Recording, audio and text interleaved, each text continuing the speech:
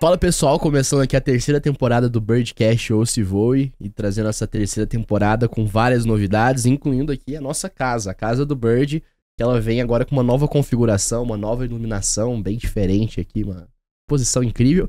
E pra começar já com o pé direito essa temporada, trouxe aqui um cara extremamente reconhecido no mercado financeiro, um cara que entende aí qual que é a hora certa pra comprar o dólar, estrategista e economista e CFA, Guilherme Zanin, seja muito bem-vindo. Obrigado, João. Pô, um prazer estar aqui.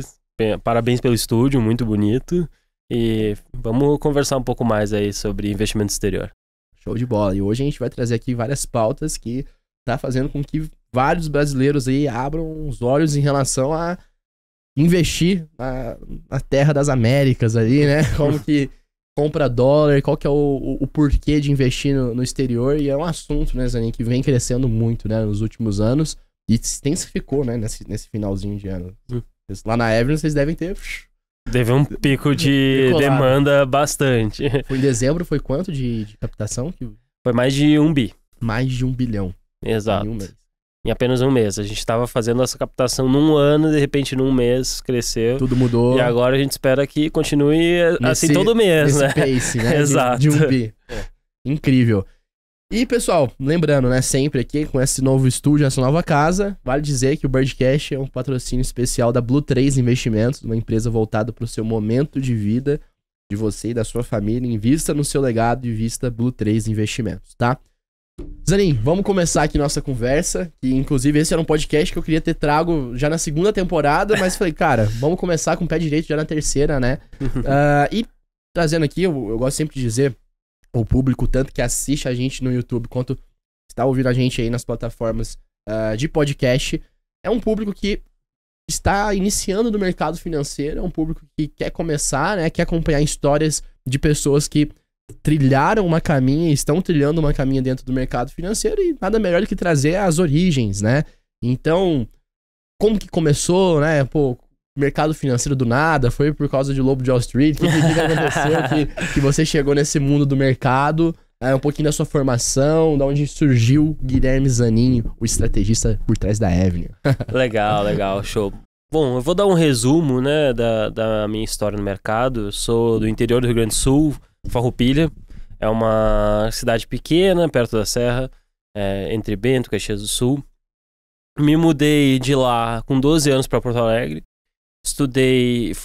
Iniciei a faculdade de Economia na PUC, do Rio Grande do Sul. Legal. E a minha história, assim, foi uma coincidência no mercado muito grande, assim, muito... Eu acho uma história bem legal, assim, porque mostra um pouco dos meus objetivos também no mercado. Eu não sabia o que fazer, pra ser bem sério, João.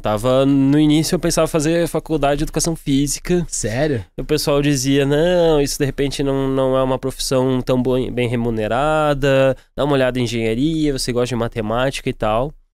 E aí, a minha mãe tinha se separado na época, e eu tava morando com ela e com a minha irmã, e ela disse, Guilherme, faz um curso de finanças, porque você vai precisar cuidar das finanças da casa. Você vai ter que ser a pessoa que cuida responsável. E eu fiz, na época, um dos primeiros cursos da XP, em 2008, durante a crise, 2008, 2009, sobre finanças pessoais. Aprenda a investir na Bolsa de Valores. Clássico, né? Foi o carro-chefe na época. O carro-chefe da época. Foi uma revolução. Na verdade, primeiro eu fiz finanças pessoais, depois eu fiz o Aprenda a investir na Bolsa. E eu lembro de chegar lá e na época, o que acontece? Um dos exercícios que eles faziam, né? Eles queriam mostrar o poder dos juros compostos. E aí eles pegavam alguém mais velho e diziam, poxa, olha só, vamos investir por 5 anos, vamos ver quanto que vai dar. Uhum. E pegavam um cara novo, eu era o mais novo da sala, tinha 17 anos. Eles, vamos fazer uma conta no longo prazo, quanto que você consegue juntar, botando menos. E aí, óbvio que brilha os olhos. De repente, poxa, você pode ficar muito rico, você pode ganhar muito dinheiro, mostrando que os juros compostos estão a favor quanto mais jovem. Beleza. Pô, aquilo ali já me brilhou os olhos, oportunidade. Vi uma galera jovem trabalhando de terno, bem vestida, fazendo as coisas. Cara, isso aqui parece ser uma profissão legal. Um ambiente assim. legal, né? Exato. O ambiente do mercado financeiro é um ambiente charmoso, né? Tipo, tem a sua magia. Tem essa magia, né? Tem um negócio diferente. E aí eu fui atrás, fui fazer curso, aqueles de teste vocacional. Uhum. Pra identificar qual que Pra é a ver área que que- mais fazia sentido. E deu match, assim, economia, contabilidade e administração. Você era um cara de exatas. Eu já era um cara de exatos, Entendi. então fazia um sentido eu estar olhando para aquilo. E eu disse, bom, administração era meio amplo, não tava afim. Uhum. Contabilidade, eu não tava afim de fazer imposto de renda. Economia era aquela coisa, tipo, cara, ninguém sabe o que faz economista, mas não parece ruim. Né? Então, e existe, né? Existe. E aí fui fazer. Coincidentemente, assim, pra ter uma ideia, né? Eu fiz esse curso em outubro. Em novembro pra dezembro eu prestei vestibular em algumas faculdades. Uhum. E aí eu passei na PUC. E E é bem conceituada, né? Na que é parte bem de conceituada, economia principalmente de também. finanças, É. diferente da PUC de outras regiões. Lá é muito de finanças De lá. finanças. É. E além disso, eu entrei na faculdade, em fevereiro começam as primeiras aulas. Uhum. Eu chego para um professor e digo, olha só, eu quero trabalhar com vocês. E cara, mas Isso no primeiro ano? primeiro mês, Primeiro primeira mês? semana. Pô. Na primeira semana. Vamos começar já. Eu quero começar trabalhando. Aí ele disse, olha, não tem certificação no mercado financeiro, não tem experiência, não tem nada. Eu disse, cara, mas eu quero, eu trabalho de graça. E aí eu fui trabalhar, na época eram R$50 que eu ganhava, não pagava nem o transporte de ônibus. Você pagava Aí pra trabalhar. Eu pagava quase. pra trabalhar definitivamente, a minha família felizmente tinha condições de pelo Sim. menos me deixar. Mas eu basicamente estava trabalhando e aprendendo muito. E eu era Experiência, né? o primeiro a chegar às 7h30 da manhã, o último a sair, perdi a aula, isso não admito que não era lado bom. Mas, cara, mudei a minha vida, assim, foi uma guinada. De outubro não saber o que fazer, e em fevereiro já tá trabalhando no mercado Já financeiro. tem entrado. Então, foi algo bem significativo e felizmente eu dei sorte.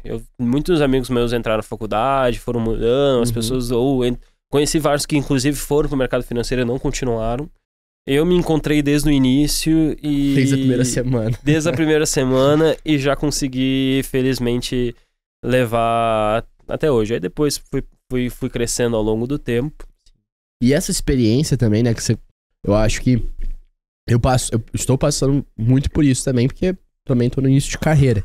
Uhum. E eu acho que essa experiência na prática é uma faculdade bem Excelente. diferente, né? Excelente. Porque você cria networking, você cria entender ali certas coisas que o livro não te mostra, como crescer no ambiente corporativo, e você começa olhando umas situações, você começa entendendo como que funciona esse meio, né? Você também teve essa visão de sentir isso na prática ser diferente?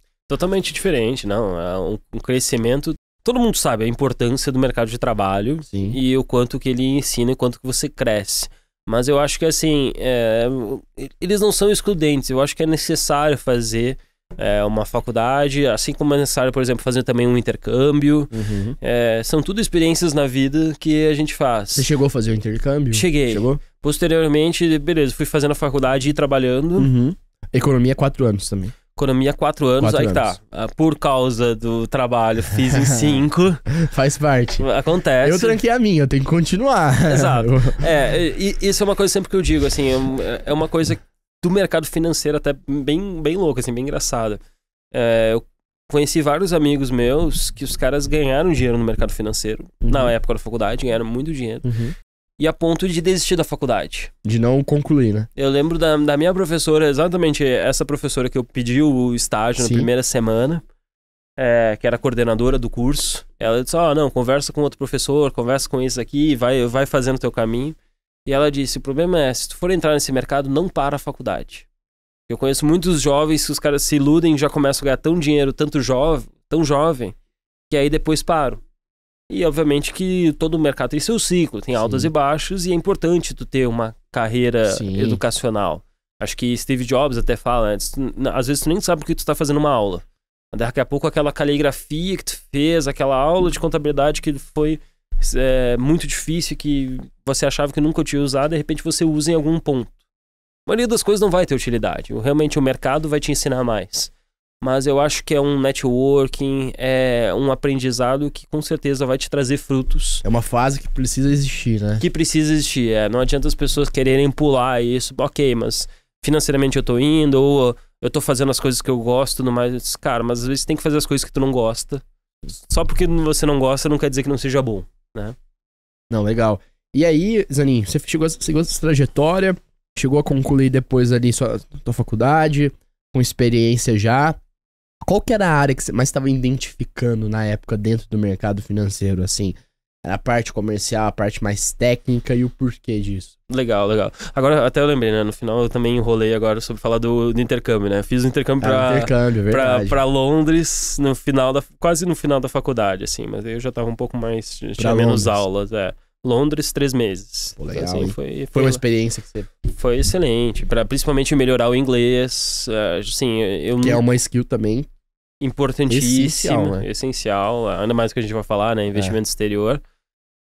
Mas pro próprio mercado financeiro, assim, é algo diferente. E eu era um cara que, assim, nessa minha trajetória até é engraçado. Por exemplo, eu tenho hoje várias certificações do mercado financeiro. CFA, CGA, CNPI. São certificações renomadas. Sim. Eu até brinco, assim, mas só por causa delas, muita gente diz assim, nossa, esse cara deve ser muito estudioso, muito nerd. Meu histórico é 0. Meu histórico, assim, é horrível, assim. Meu histórico de colégio, pra ter uma ideia, eu cheguei a não passar 1 ano. Entendeu? Eu cheguei a rodar porque... Você não tinha esse hábito... De estudar, 0. Eu não gostava de inglês, 0. Nunca gostei de inglês. Não gostava de ler.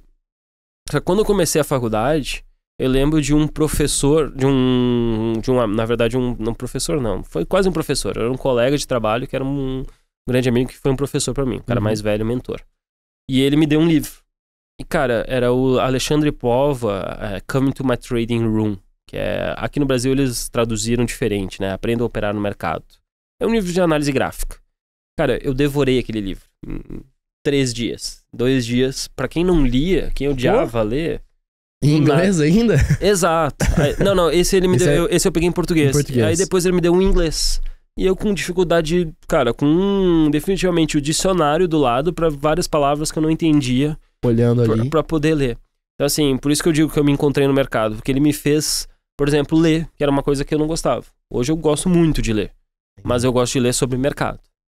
A mesma coisa em inglês. Eu não gostava de inglês, nunca gostei. Eu estudei num colégio alemão. Eu gostava mais de falar alemão do que inglês.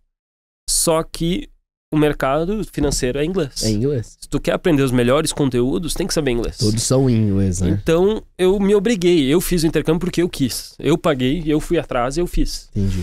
Então, eu acho que isso é legal. Quando tu encontra uma coisa que é a tua paixão, mesmo aquelas coisas que tu não gosta, ou que não entende, se tu vê um propósito... Por trás, é isso. Ele vai te fazer te movimentar. E aí você começa a ter sentido nas coisas, né? Você não faz só pelo dinheiro, você não faz... Claro, dinheiro, ninguém vai falar que dinheiro não é importante. Mas você começa a fazer com um propósito, né? Por trás do que você tá fazendo. Pô, é o que eu faço, que eu gosto disso e é legal, né? Tem uma filosofia japonesa que eu li recentemente que se chama Ikigai. Ikigai.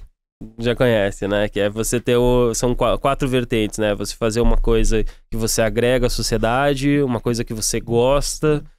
uma coisa que dá dinheiro. Dá dinheiro. Pra unir, né? E o do meio vai ser seu Ikigai ali, o negocinho. Exato. A junção. Eu tenho hobbies que eu gosto nos esportes, que é kite, wake, são coisas diferentes, mas assim, isso é hobby. Você gosta de? Kite, surf e wake. Wakeboard. E beach tennis, não? Faria Lima? Não, eu tenho patinete. Eu tenho patinete. Você tem o combo completo? Que é o Cop Stanley, o Renegade? Não, eu só tenho patinete e tô na Faria Lima. Entendi, justo. E faço os esportes de Faria Lima, cara, mas tudo bem. Só um assunto à parte. Foi um negócio que... cresceu do nada, né? Esse hábito Faria Limer, cara, é incrível como que aconteceu isso, né? Tipo, do nada, um grupo de pessoas ali de uma região específica começa a ter os mesmos hábitos em comum. E todo mundo começa a repetir, né? Eu vejo que é uma particularidade no mercado financeiro. Muito. Algumas palavras também, tipo... Gíria, tchado. Tchado, negócios bem à parte. Coisa de mercado. Mas assim, só pra resumir da questão, principalmente do meu crescimento. Logo no início, eu tava mais ou menos conversando sobre o que eu queria, né, dentro do mercado. Eu comecei na área de assessor de investimentos, posteriormente fui pra fazer só operacional mesmo, de operações. Aí eu tive convite, eu acabei fazendo várias mudanças, várias transições na minha carreira. Tive convite para vir para São Paulo, para Brasilprev, que é a Previdência Privada do Banco do Brasil, uma das maiores gestoras, a maior gestora do Brasil, na verdade.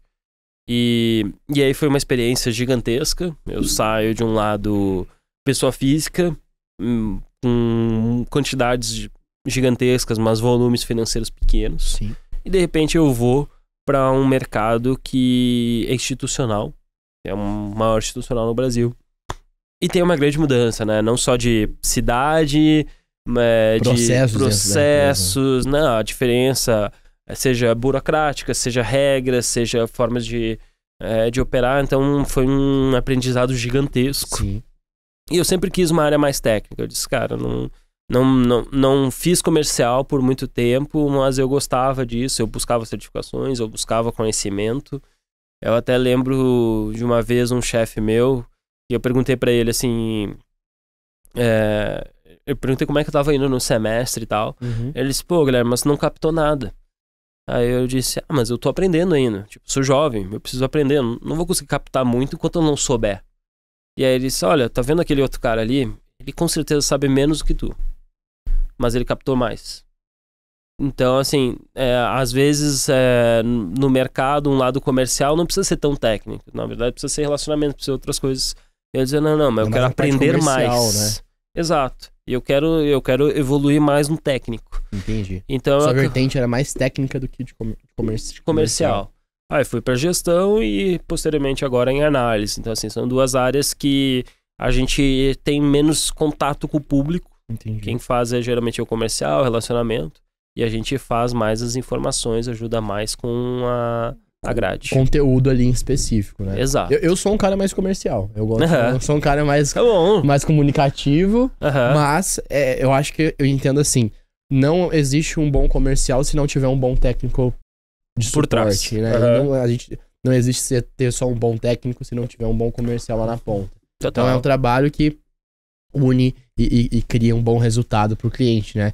E até falando do mercado financeiro em geral hoje, Zanin, cara, o que você enxerga, assim, de principais habilidades, fora as que a gente já falou aqui, de, certificações, de inglês, mas, assim, que o profissional, às vezes, que tá entrando no mercado financeiro agora, que ele tem que olhar e visto a experiência que você já passou de ter construído já uma carreira aí em algumas instituições, quais são as habilidades e as necessidades que você vê hoje para um bom profissional dentro do mercado financeiro? Porque não tá tão fácil também. Tem muita gente boa no mercado.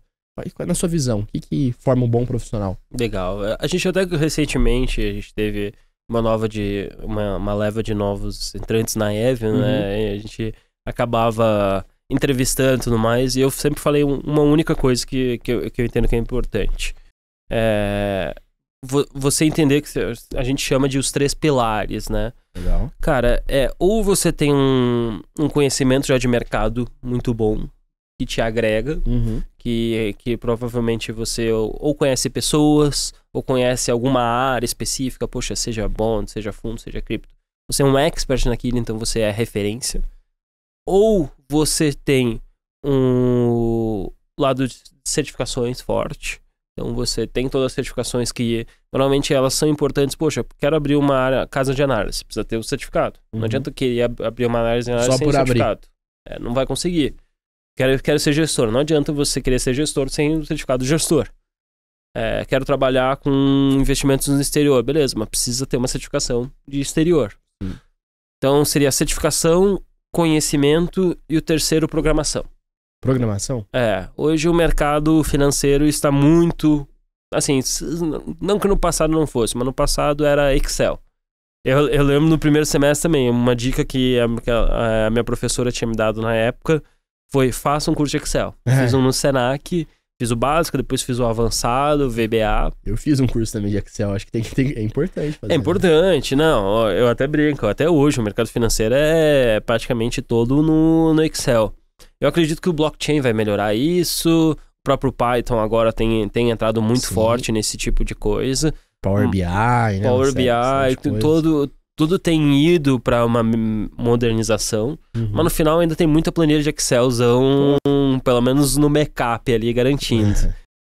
Então eu fiz isso e hoje mesmo o que eu busco para mim, digamos assim, bom, já tenho um pouco as certificações e a experiência de mercado. Sim.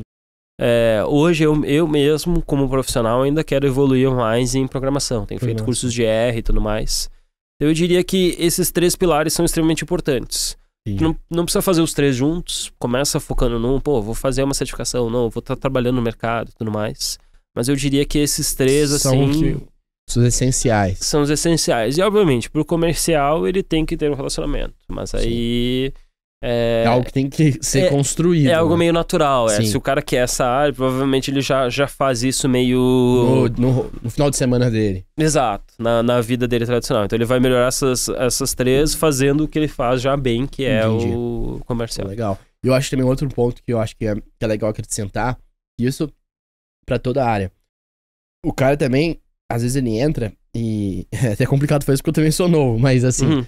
Às vezes o cara novo, ele tá entrando no mercado financeiro, ele quer resultado também muito rápido. Tipo, ele quer ter um upgrade... Cara, ele não aguenta ficar 1 ano em uma área. Ele já quer se tornar o head da área. Eu acho que é esperar o processo, né? Também, tipo, respeitar o processo, que é algo essencial.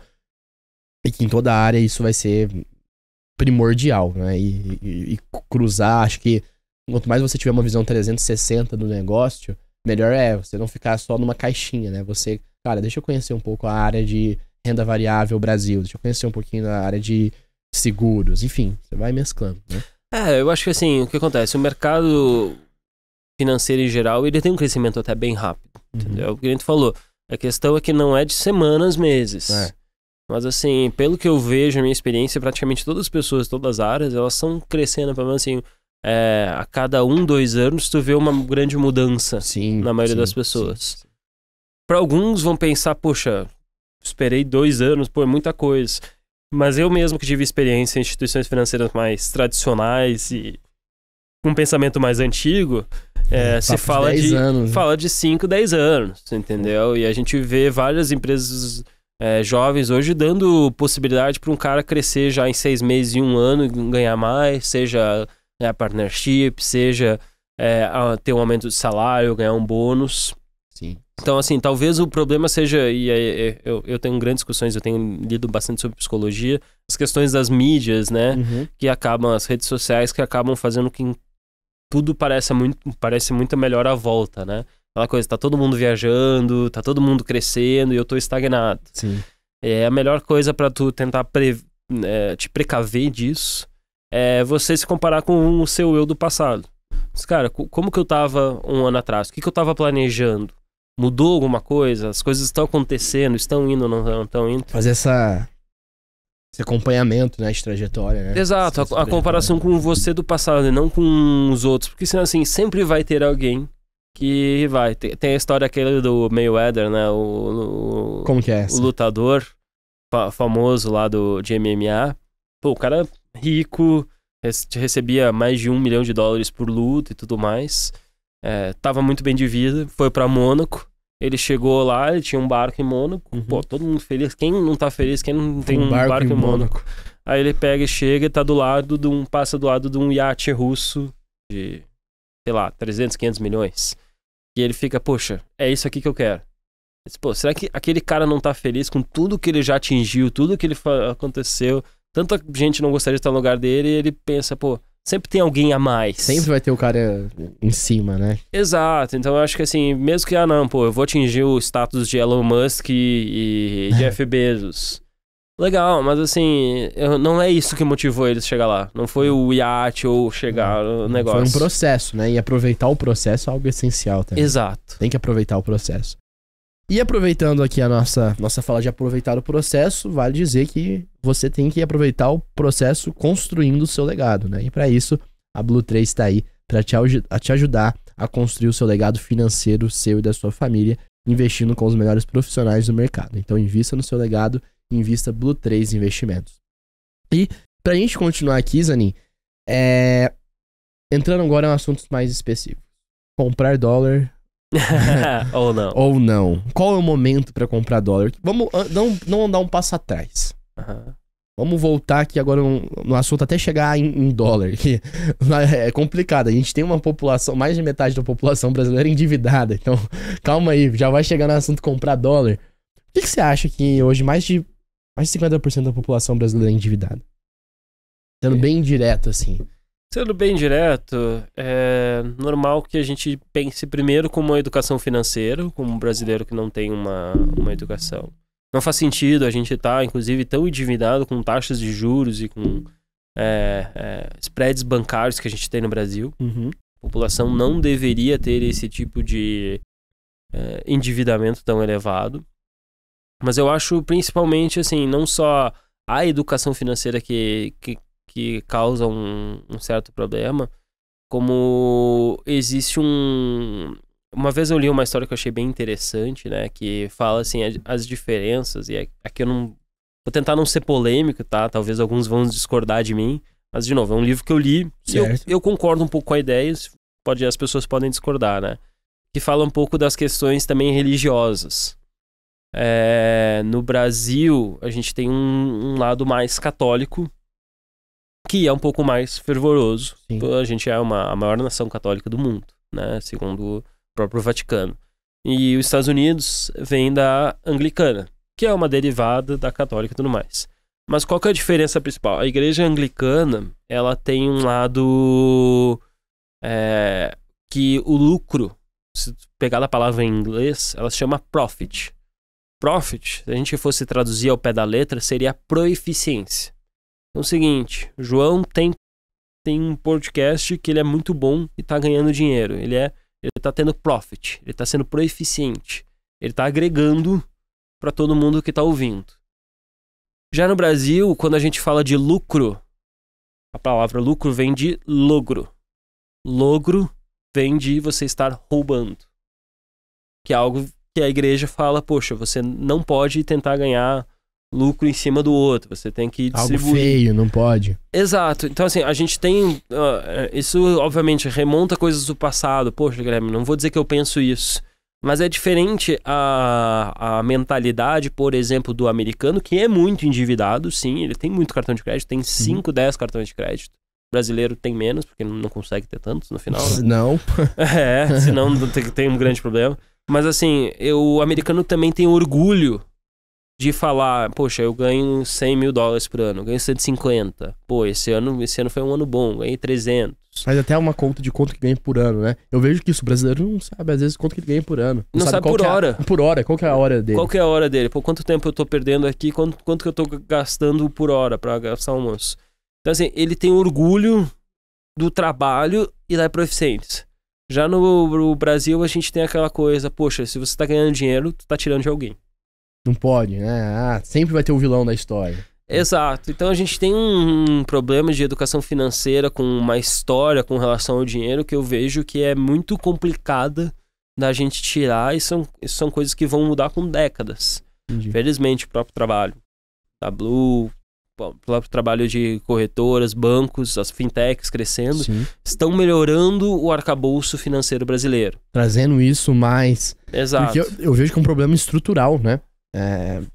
E é complicado ajustar um problema estrutural, porque, igual você falou, isso não Demora é questão tempo. de anos, é questão de décadas pra resolver isso, né? Exato. E eu acho que um outro ponto também que eu vejo muito, culturalmente, é o cara que às vezes aqui no Brasil ele não tem grana, e a partir do momento que ele tem grana, ele quer ostentar ao máximo aquilo que ele tem ali, e às vezes o cara conseguiu juntar e depois ele vai lá e consegue falir o que ele construiu, cara. Então, assim, eu acho que concordo totalmente com o que você falou. É um problema estrutural dessa... Você trouxe, né? Essa proficiência.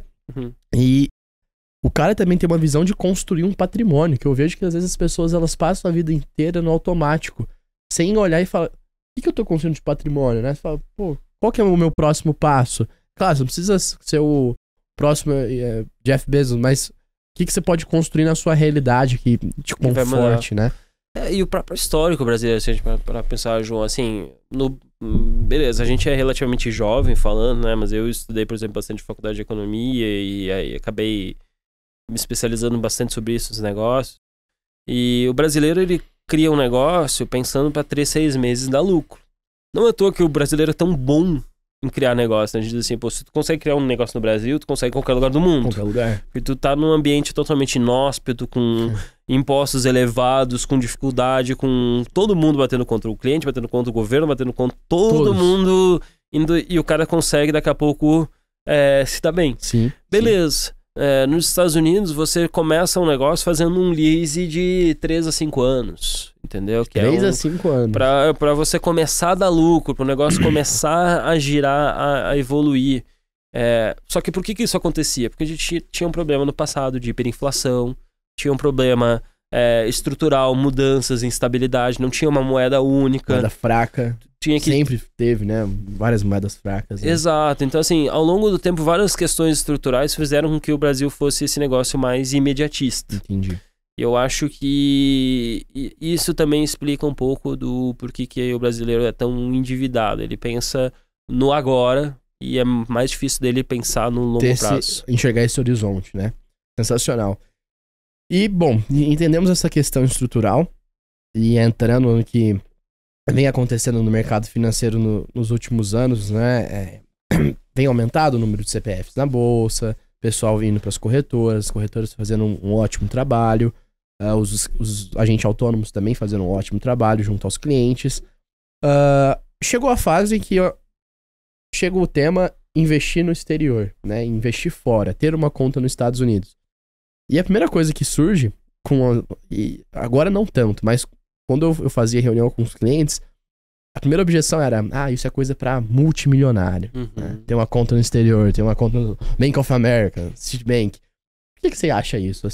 Que a primeira objeção sempre leva, às vezes, a isso. Impede por questão de ser algo restrito aos multimilionários, assim. É pra multimilionários? Não, hoje em dia, primeiro, né? A coisa mais fácil de fazer. Você pode fazer um Pix, né? Uma TED de R$200 e mandar dinheiro pro exterior. Você pode ter uma conta no exterior sem pagar nada, simplesmente abrir hoje online. Eu acho que assim, a primeira coisa é que no passado sim era difícil. No passado era para as pessoas mais ricas, né? Se a gente parar para pensar, imagina que você tinha que fazer toda uma papelada, lembra que eram cadastros assim de 30 folhas. Presencial, né? Presencial, todos em inglês. Você tinha que ler em inglês um cadastro no passado. Você tinha que ir lá, você tinha que contratar um banker lá fora, você tinha que ter um contador internacional, você tinha que falar inglês, todas as regras que eram muito complicadas. E quem tinha acesso a isso eram as pessoas mais afortunadas, que podiam fazer isso. Sim. Até porque custava caro para pagar todas essas pessoas. Taxa de manutenção, ter um offshore. Exato, era muito difícil. Agora, corta de... Isso a gente tá falando o quê? 2000, tá? Corta para 2020, início de pandemia, o que mudou no Brasil no sistema financeiro? Mudou tudo. A gente não tinha fintechs, de repente a gente tem fintech. A gente tinha, por exemplo, o cadastro que era físico, virou online. Hoje em dia você abre uma conta no exterior, na Avenue, em menos de 2 minutos. Muito simples. Muito simples, rápido, fácil, só coloca os dados. Por que isso aconteceu? Por causa da tecnologia. Você manda dinheiro pro exterior. No passado, você tinha que fazer uma hora e pedir para transferir e tudo mais. Hoje em dia, tem tecnologia. Você faz no mesmo minuto, o dinheiro já tá no exterior. Pode fazer pro mesmo dia ou pro dia seguinte. Cada um tem uma taxa diferente. Mas a tecnologia permitiu isso. Tem um câmbio instantâneo. Você tá lá nos Estados Unidos, precisa agora. Câmbio. Agora, ali. Exato. Então eu acho que assim, essa visão que as pessoas têm no passado das contas para mais ricos é porque era como acontecia. Mas as pessoas têm que entender também que o mundo mudou. Tudo mudou. A tecnologia favoreceu hoje e todo mundo tem acesso a essas mesmas coisas de uma maneira muito fácil. Assim como abrir uma conta antes era difícil, agora é fácil num banco normal. Principalmente no exterior, hoje em dia dá para aproveitar isso. Eu acho que é legal também levantar o tópico aqui, a gente pode falar isso, porque hoje a Avenue é parceira nossa, na nossa frente internacional aqui na Blue 3. E pra quem não sabe, né, o que é a Avenue? Legal. Ela é uma corretora feita por brasileiros para brasileiros. A gente sempre gosta de frisar isso. Porque quando o brasileiro começa a investir no exterior, ele tem algumas experiências no Brasil. Ele sabe como é que funciona a taxa de juros no Brasil, ele sabe que existe mercado de ações, pode nem aplicar. Você não precisa aplicar no Brasil para aplicar no exterior. Pode ir direto. Até eu diria assim, melhor você inclusive começar do melhor do mercado do mundo. Pelo menos é considerado um dos mais estáveis, né? Agora, assim, a Avenue, ela começou com o fundador, o Roberto Lee, que ele já vinha de experiência de fundar outras 2 corretoras e um histórico no mercado financeiro invejável. E quando ele estava na última corretora que ele trabalhou, ele decidiu, ele viu que tinha uma demanda por pessoas aplicarem no exterior. A indústria estava se movimentando para aqueles produtos que seriam sintéticos. Então, por exemplo, fundos de investimento, COI. Poxa, você pode aplicar, mas aplica aqui. E ele disse, taxa de ADM mais alta. Com uma taxa de ADM, com custos mais elevados. Poxa, você pode aplicar no exterior via Brasil? Dá. Mas você não está aplicando no exterior, está aplicando no Brasil, produto sintético. Tá tendo um intermediador ali. Sempre você vai ter um intermediador, se não for uma conta lá nos Estados Unidos. Exato. E eu lhe disse, bom, não, mas eu, para mim, e para os meus clientes, para as pessoas, eu quero que tenha uma conta no exterior. Você quer ter numa jurisdição que não seja brasileira, que não esteja suscetível a riscos políticos de uma jurisdição brasileira. Fugir do risco país. Fugir do risco país. E principalmente acessar o maior mercado do mundo. Entendeu? Porque os Estados Unidos são o maior mercado de renda fixa, são o maior mercado de ações. É um mercado trilionário na parte de fundos, né? Exato. Mais de 21 trilhões em fundos. Exato. Pega assim, os investidores chineses, eles querem aplicar nos Estados Unidos. Investidores indianos, eles querem aplicar nos Estados Unidos. Australianos. Né? Quem Unidos. Mexicano. Todos eles querem aplicar nos Estados Unidos. E os brasileiros também. Se eles pudessem, eles gostariam. Então eu acho que ele fez um caminho que ninguém estava pensando. E não à toa que a Avenue nasceu com isso. E nadou de braçada. Porque ele viu que tinha uma demanda. E tornou um case disruptivo, né? Dentro do mercado. Sim, existiram agora outros players que também permitem. Mas não é a mesma coisa, né? Exato, é o que a gente fala, né? Tipo Avenue. Então, assim, tem tipo Bombril. Todo mundo sabe, esponja de aço é Bombril. Quer falar de investimento exterior? É Avenue. Sim. Tem derivados, tem pessoas que estão tentando, mas eles já estão muito atrás. Que a gente já começou o aprendizado muito antes e criou toda a indústria, todo arcabouço de regulação, todas as regras que a gente estava falando antes, de parceiros, como é que funciona tudo, a gente teve que desbravar do zero. A construção da frente B2B, trazendo a melhor experiência pro cliente, no B2C. Exato. Então, assim, é uma corretora feita por brasileiros para brasileiros. Hoje qualquer um não tem mínimo para...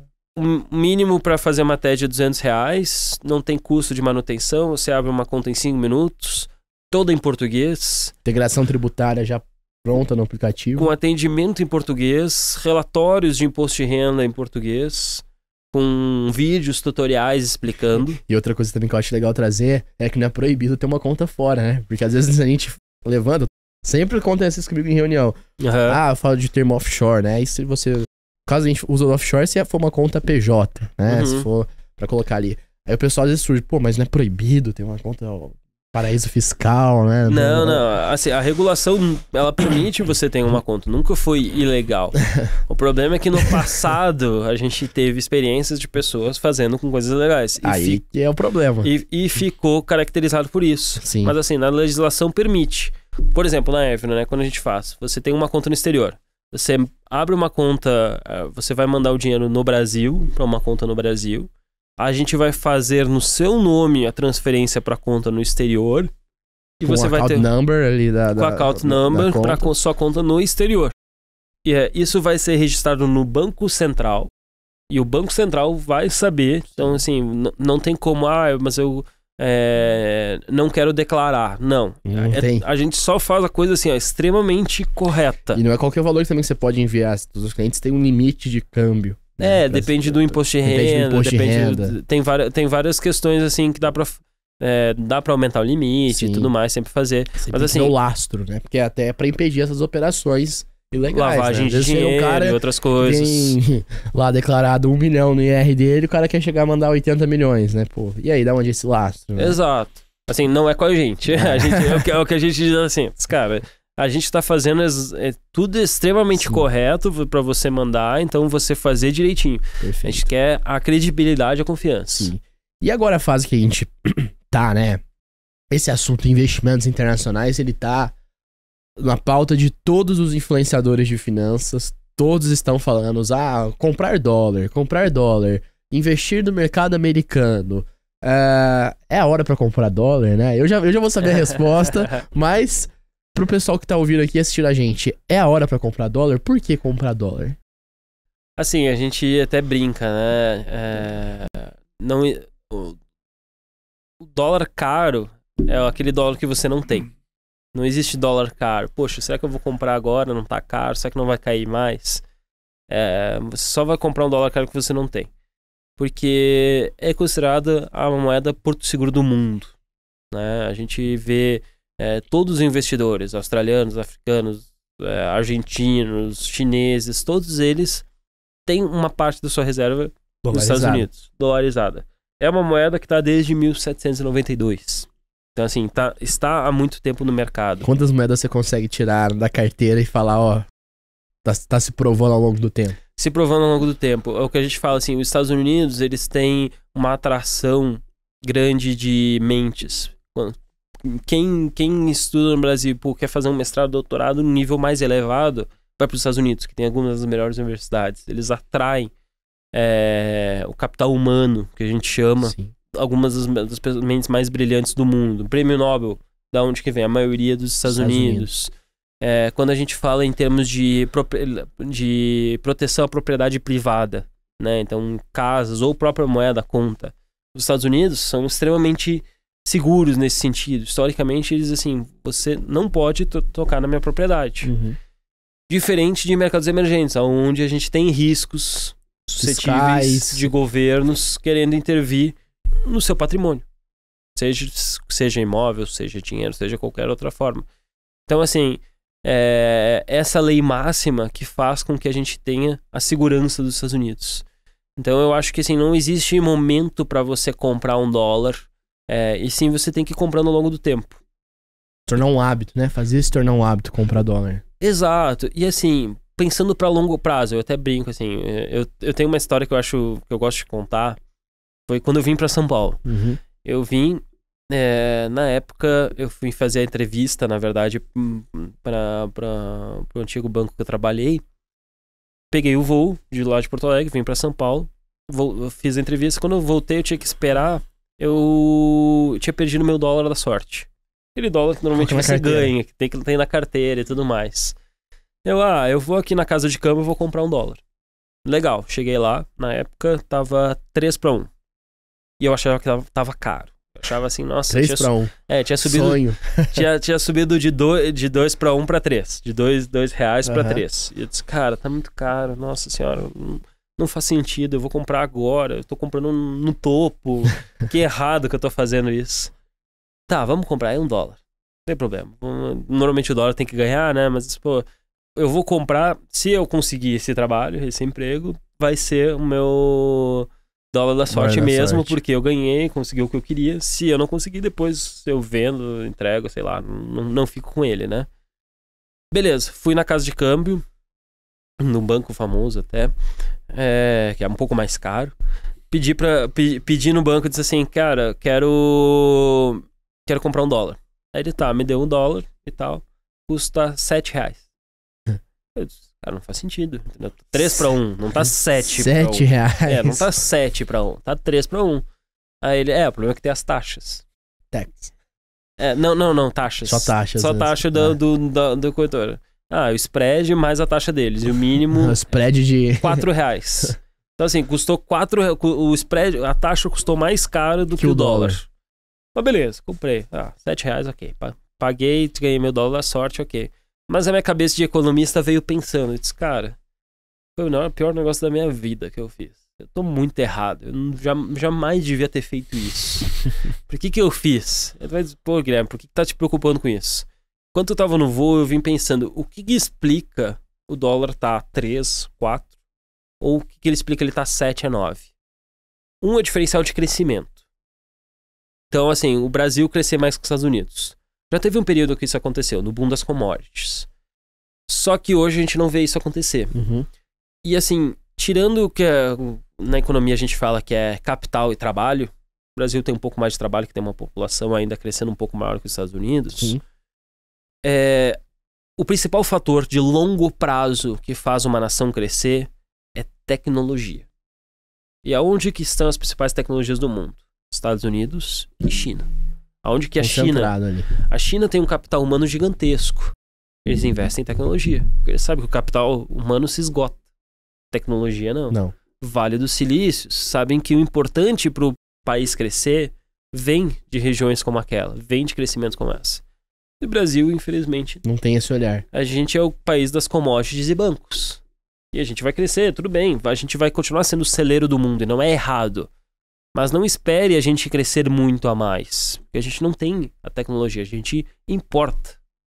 E a segunda coisa que é mais importante até do que o crescimento é a corrosão da moeda, ou seja, a inflação. Tem que pensar assim, João, a inflação ela é corroer a moeda. Os Estados Unidos eles têm inflação também. Mas assim, historicamente ela é muito menor do que a brasileira. Acontece aqui no Brasil, né? Exato. Ano passado, assim, foi coincidência. 2022, só pra quebrar o meu discurso, foi o único ano que os Estados Unidos teve uma inflação maior que o Brasil. O único. Desde o Plano Real. Desde 1994, todos os anos, a inflação brasileira era maior do que a americana. Ano passado foi um ano atípico. E assim, foi 1% a mais. Não foi grotescamente maior. Não foi grotescamente maior. Foi um pouquinho maior. Para 2023 já está projetado e mais do que dado que a inflação brasileira vai ser muito maior do que a inflação americana. Isso quer dizer o quê? A corrosão da moeda, a nossa corrosão, ela é muito pior do que a americana. Dito isso, eu diria que é o seguinte, o dólar, todo ano ele vai se corroendo um pouquinho. A cotação vai ficar fluindo, entra governo, sai governo, vem dinheiro chinês, vem crescimento, vem PIB, isso vai oscilar. Mas o principal fator, para nós que somos jovens, mesmo para a população que é mais velha, mas que está pensando daqui a 10, 20 anos, na minha visão, a nossa moeda vai perder muito mais valor, ela vai corroer muito mais. E aí, para linkar com essa história com o meu dólar da sorte, eu fiquei tipo, cara, beleza, eu paguei 7-1, tá caro. Nunca chegou até hoje. Mas assim, eu ainda acredito que daqui a 5, 10 anos, a gente vai ver ele a 10-1. E aí, se ele chegar a 10-1, aquele meu 7 vai ter sido barato. Vai ter feito sentido. Então vai dizer, pô, eu paguei caro. Mas assim, se eu tô pensando com um investimento assim, ter um patrimônio a longo prazo... Pagou barato ainda. Talvez mesmo com as taxas absurdas. Ainda dê pra recuperar o valor e ainda ganhar dinheiro. Cara, isso, pô, que linha de raciocínio perfeito, cara. Eu acho que é justamente isso. Às vezes as pessoas olham... Eu escuto demais na reunião. Eu faço isso todo dia, né? E aí o cliente chega assim e às vezes fala, mas aqui no Brasil eu tenho uma renda fixa 2 dígitos, né? Pô, por que eu vou às vezes pagando 4,5 e um bonde, né? Não sei o que. Moeda, né? 4,5 em dólar. Agora você tem aqui, o que adianta ter um muito que não vale nada depois no futuro? Perfeito, perfeita analogia. Não adianta, as pessoas acham assim, Brasil dá 12%, 13% sem risco.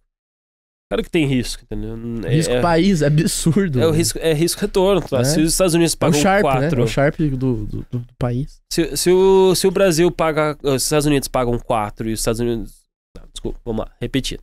Se o Brasil paga 13 e os Estados Unidos pagam 4, alguma coisa... Os Estados Unidos são muito melhor que o Brasil para pagar tão pouco. Entendeu? Não existe dinheiro grátis. Não. Então, o mercado tá... Alguma coisa ele está muito preocupado para estar pagando tão pouco. E aí, consequentemente, vai do investidor entender isso e diversificar, né? E eu gosto muito da analogia que o Daniel Haddad, né? Inclusive eu já convidei ele várias vezes, aí você dá um toque nele que ele nunca vem, né? Enfim. É que ele tá sempre viajando pelo Brasil. Sempre tá viajando pelo Brasil. Mas o nosso amigo Daniel Haddad, ele trouxe uma analogia uma vez em um almoço que a gente fez com os nossos clientes aqui, bem interessante, que era da seguinte forma. Às vezes você vai no supermercado, né? Quando a gente vai no supermercado fazer as compras, a gente não fica exclusivo a só um setor. A gente não fica exclusivo só ao setor de hortifruti. A gente vai na mercearia, a gente vai na padaria, a gente vai no açougue. Enfim, a gente faz o supermercado inteiro, né? Não faria sentido você ir só numa área específica dentro do supermercado, se você vai fazer sua compra mensal. Mesma coisa é com os investimentos, né? O que adianta você ficar restrito a só um setor, por exemplo, só investimentos no Brasil, sendo que você tem das maiores empresas do mundo, as maiores companhias estão nos Estados Unidos, né? É tipo, você não tá fazendo a compra inteira no seu supermercado. E seu café da manhã não vai ser completo. Assim, ele adaptou uma história que eu gosto de contar. Essa, inclusive, eu li muito tempo atrás de um livro americano, mas que era uma analogia boa. E eu faço com vinhos, principalmente no mercado de ações, que eu acho que é mais relevante até. Legal. Aquela velha história. Imagina que você vai no mercado da esquina, você quer beber um vinho. E só aparece um vinho brasileiro. Beleza. Assim, eu sou da região dos vinhos no sul do Brasil. De Bento e tudo mais. Eu conheço os vinhos da Miolo, Dom Laurindo, várias outras que são famosas, assim. E são muito boas. Só que assim, eu não quero ser excluído de poder tomar um vinho argentino, um vinho chileno, um vinho francês, australiano, americano. Eu quero poder escolher. Só que quando chega na estande brasileira de investimentos, você vê o cardápio brasileiro. Aquelas 400 ações, que é basicamente commodities e bancos, sempre a mesma coisa, mercado pouca oportunidade de tecnologia, renda fixa, sempre aqueles mesmos produtos, e você fica limitado. Quando você já vai para o mercado no exterior, você já vai para definitivamente um supermercado com uma prateleira de vinhos de todo mundo, com as maiores qualidades. Então você tem vinho argentino, chileno, australiano, ações, você tem ações brasileiras abrindo capital lá fora, Nubank XP, por exemplo, Stone. Sim. Tem empresas argentinas, Mercado Livre, tem empresas australianas, tem empresas chinesas, tem empresas francesas abrindo capital nos Estados Unidos. Nas bolsas americanas. Nas bolsas americanas. Tem um mundo de oportunidades. E segunda coisa, que isso o Daniel fala muito, que é a questão do home bias. E eu sempre tento falar disso de evitar. Poxa, por que eu vou investir nos Estados Unidos se eu tenho produtos aqui, se eu consumo coisas aqui, né? Mas assim, você, por exemplo, João, consome alguma coisa da Vale? Provavelmente não, certo? Agora, você usa o Google? Todos os dias. Microsoft, seu celular, Apple, Spotify, teu tênis da Nike, tua escova da Procter & Gamble. Posso ficar falando, toma uma Coca-Cola, vai no McDonald's. É quase impossível você passar um dia sem consumir alguma marca americana. Exato. Então assim, as pessoas, Petrobras eu não sei se eu abasteço todos os dias. Banco eu não sei se eu utilizo Itaú, Bradesco todos os dias. Agora, essas empresas americanas, provavelmente você usa mais do que 5 delas todos os dias. Sim. Então eu acho que assim, a gente tem que exatamente pensar nisso e investir no que você usa. O Warren Buffett fala muito isso, né? Se você é um consumidor daquele produto, você tem que também investir nele. E eu acho que pra gente combater esse home bias e ter uma prateleira de maiores oportunidades, a gente tem que ir pro mercado americano. Sim. Expandir as fronteiras dos investimentos. Sempre é importante. E dentro desse cenário, né? A gente já trouxe aqui pro pessoal essa importância de dolarização, dessa diversificação internacional de investimentos. Agora eu trago um outro assunto que é importante. Legal, vou investir lá fora. O que é investir lá fora agora? O que tá interessante de investir? São as ações? Estão descontadas? São os bonds? Né? O que são os bonds? Eu acho que é legal trazer isso pro pessoal. Legal, show. Acho que assim, primeira coisa, a gente teve 2023 foi um ano bem atípico. Foi um ano de reavaliação de preços. 2022, desculpa. Mercado caiu. Mercado de ações caiu. Mercado de renda fixa caiu. Foi a maior queda concomitante dos dois desde 1872. A gente tá falando de mais, definitivamente, não é nem décadas, é séculos. Sim. Então, assim, ambos ficaram mais baratos. Então, se você quer comprar um ou outro, independente, você tá comprando com desconto. Até a gente brinca com aquela história, né? Pô, se você vai no shopping e você vê uma promoção de 10%, você pensa em comprar. O que ações, quando fica 10, 20% mais caro, você quer comprar? Tem que aproveitar o desconto. No momento atual, que caiu 20, 30%. Quando ninguém tá falando, né? Quando ninguém tá falando, você tem que aproveitar e comprar. Dito isso, assim, a gente entende que, eu como analista de renda variável, a gente vê que ainda tem algumas empresas com preços caros, elevados, empresas com desconto, com valuations atrativos. Hoje tem que fazer um pouco mais o stock picking. O mercado ele está com desconto, mas ainda não está relativamente barato. Entendi. Se a gente entrasse numa crise, numa recessão, poderia ainda cair bem mais. Bem mais. Exato. Houve uma readaptação, agora aqueles preços astronômicos já não estão mais astronômicos. Agora você pode comprar boas empresas. Provavelmente boas empresas vão continuar um pouco mais caras. Sim. Não adianta você esperar ela ficar barata, porque uma boa empresa provavelmente vai continuar cara e vai ser cara sempre. Mas assim, a gente ainda tem certas dúvidas com relação ao mercado de renda variável. Já a renda fixa, que seriam os bonds, tem títulos do Tesouro Americano, que são os Treasury Bonds, títulos corporativos de empresas, Google, Apple, Amazon. Funciona como as debêntures aqui no Brasil. Similar às debêntures. Então, assim, a gente tem várias classes de renda fixa nos Estados Unidos, que a gente bota o nome bonds geral. Tem CDs, que são certificados de depósito, similar aos CDBs. Assim, tem muitos produtos de renda fixa nos Estados Unidos. E a taxa não estava atrativa até 2 anos atrás. A gente tinha a taxa de juros nos Estados Unidos a 0. Hoje a gente tem taxas de 4% indo a 5% e alguns vencimentos indo até 8%, 9%, 10% em dólar. Quando a gente olha a estrutura de retorno no Brasil entre CDI e dólar, a gente vê que o CDI e o dólar ficam muito próximos. Quando a gente vê dólar mais 2, dólar mais 3, dólar mais 4, que é hoje o que o brasileiro pode conseguir investindo no exterior, tranquilamente consegue bater essa rentabilidade do CDI de forma muito mais fácil. E assim, a gente não acredita que a taxa americana vai ficar em 4, 5% não. Não é justificável, né, isso pro longo prazo. Os Estados Unidos têm uma taxa de juros tão alta. É muito elevada. Então assim, quem aproveitar hoje vai ter uma taxa elevada.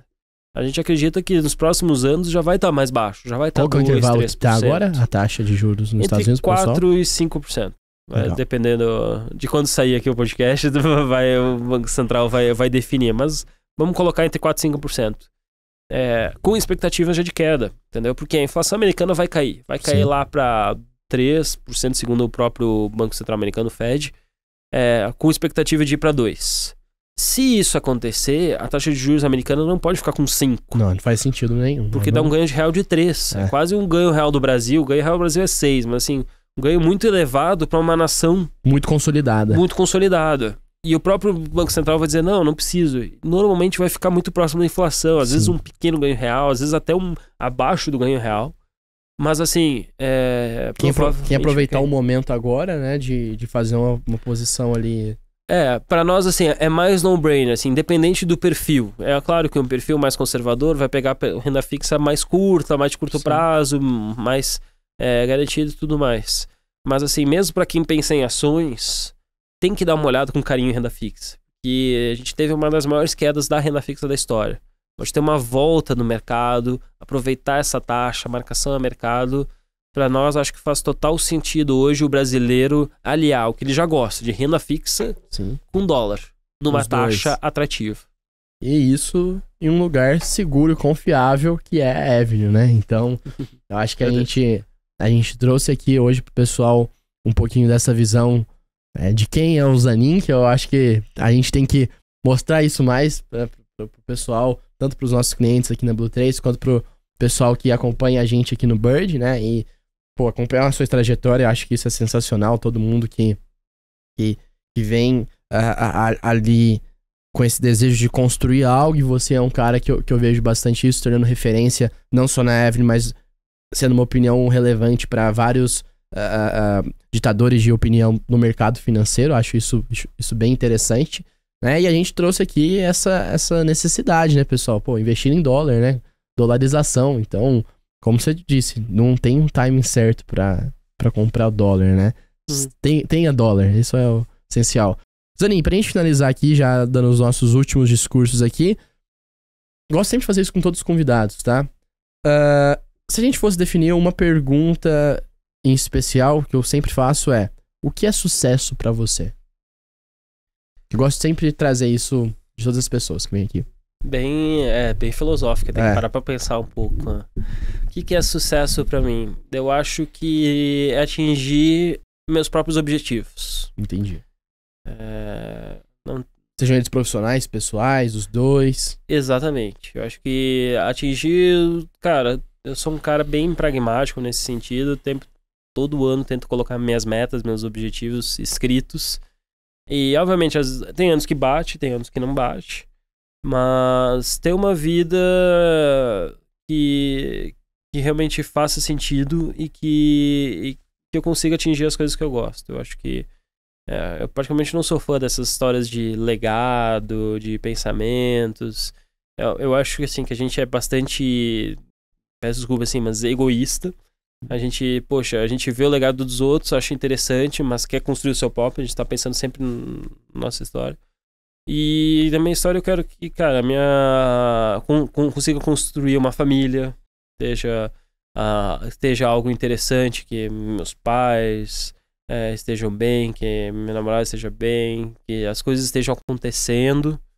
E no trabalho também. Tipo, as coisas vão acontecer e vão fluir ao natural. Não tenho... Pra mim, sucesso não é um número. 1 milhão, 10 milhões, 13 empresas, 15 coisas. É sentir que eu estou caminhando pra onde eu gostaria. Legal. Pô, ótima resposta, né? Aproveitar o processo também ao longo dessa jornada é essencial. Não só se contentar quando você chega... quando eu tiver isso, eu vou ser feliz. Quando eu tiver isso, eu vou ser feliz. E qual que é a tua resposta? A minha? Cara, eu ainda tô formando ainda. Não tenho ainda essa... Eu acho que talvez... Tá perguntando vários podcasts pra poder decidir. Quando eu tiver na 5ª temporada, eu vou fazer um episódio só o que é sucesso. E aí eu vou discorrer em cima disso. Mas, cara, é uma baita estratégia que eu faço aqui. Eu vou escutando o que é sucesso de cada pessoa, desde o primeiro episódio. E aí, são diferentes as visões, são diferentes pensamentos, linhas de raciocínio, que você vai falando, caramba, ninguém é igual, né? Cada um tem uma definição mesmo diferente de sucesso, né? Foi incrível. Zanin, muitíssimo obrigado por ter aceitado o convite, ter vindo aqui gravar, tirar seu tempo aí pra disponibilizar pra gente um pouquinho de conhecimento. Pro pessoal que tá escutando a gente aqui, tá assistindo a gente no YouTube, vai aparecer aqui qual que é o seu Instagram? Gui Zanin, Twitter também, Instagram, todas as redes sociais. Gui Zanin, não tem nenhum ponto, só Gui Zanin. Gui_Zanin. Gui_Zanin vai aparecer aqui pra vocês. No meu caso, vocês não sigam, a gente tá na 3ª temporada, tá, pessoal? Então, assim, se vocês não seguem ainda, é um grande problema que vocês estão tendo aí. João Vic Patrocínio, o Bird é Bird.cast. Do nosso patrocinador oficial aqui é Blue 3 Investimentos. E vamos deixar também o da Avenue, avenue.us, tá? Pessoal, esse foi mais um episódio do Birdcast. Ouça e voe. Hoje a gente voando aí para os Estados Unidos em busca de dolarização, né? Fico até o próximo episódio e tchau.